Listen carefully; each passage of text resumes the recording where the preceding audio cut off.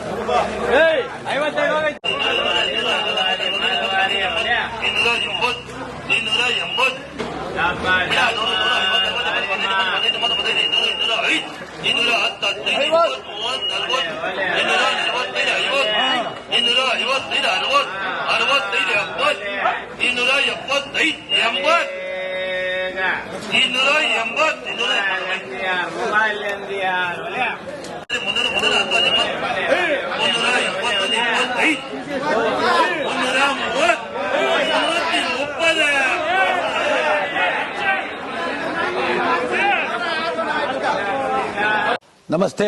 ಎಲ್ಲ ನನ್ನ ಪ್ರೀತಿಯ ಕನ್ನಡಾಭಿಮಾನಿಗಳಿಗೆ, ಕಲಾಭಿಮಾನಿಗಳಿಗೆ ನಿಮ್ಮ ಪ್ರೀತಿಯ ಶಿವಾರಾವ್ ಉಮೇಶ್ ಮಾಡೋ ನಮಸ್ಕಾರಗಳು.